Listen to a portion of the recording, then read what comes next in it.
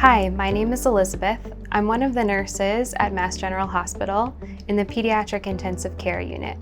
Your care team may have asked you to watch this video, so I'm here to help explain what you might see when your child is on ECMO, which is extracorporeal membrane oxygenation.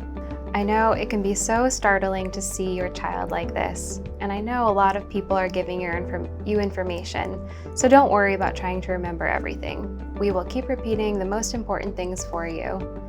Before you go in, I'll explain some of what you'll see, the tubes and machines, so that it doesn't seem so scary. Then we'll go in together so that you can ask any questions.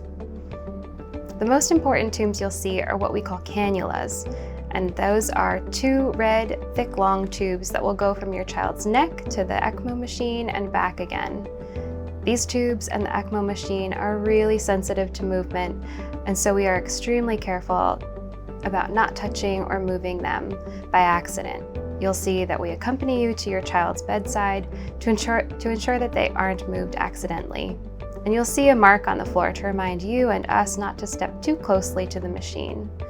These tubes are vitally important, and if we see you moving in an unsafe way, you might hear us say, "Stop." It's important that you listen so that we can ensure the safety of your child and those tubes. Because of this, when your child is on ECMO, there is always a nurse or respiratory therapist at the bedside.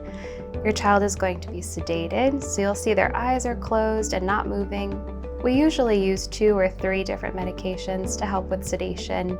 We usually use a medication called a muscle relaxant or paralytic, which will prevent your child from moving. The goal of sedation is to keep your child comfortable and to keep the ECMO cannulas safe and working well. So we will make adjustments to the medications, which will be given continuously.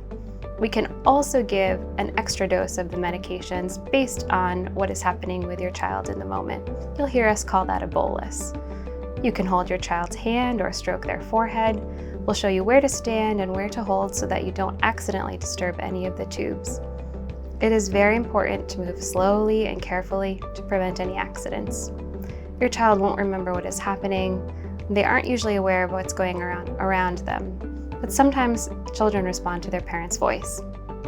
You are also going to see a lot of tubes. You'll see a tube coming out of their mouth, which is the tube for their lungs, so it connects to the machine called a ventilator. You'll see a smaller tube in their nose or mouth, which connects to their stomach. We can use this tube to give medications or formula.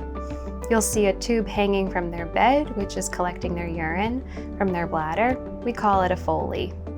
We are keeping track every hour of how much fluid we are giving your child and how much they are peeing out. We can give medications to make your child pee more if needed, but even with extra medicines, you will notice your child will get very swollen in their face and hands. That will get better when your child is no longer on ECMO. You'll see a lot of IV pumps with medications that are going into your child's blood through IVs in their arms or legs, or even through what we call a central line or a PICC line. Your child will also have an arterial line, usually in their wrist, which looks like an IV, but it's actually used to continuously monitor your child's blood pressure. Sometimes you'll see a lot of people in your child's room. Don't be afraid. It's only because we work all together to get things done most easily for your child. You might hear alarms from the machines or from your child's monitor or IV pumps. Don't be alarmed. It's communicating some information to your nurse or respiratory therapist. If there's something we are worried about, we will tell you. I hope this video has helped you feel more comfortable in regards to ECMO.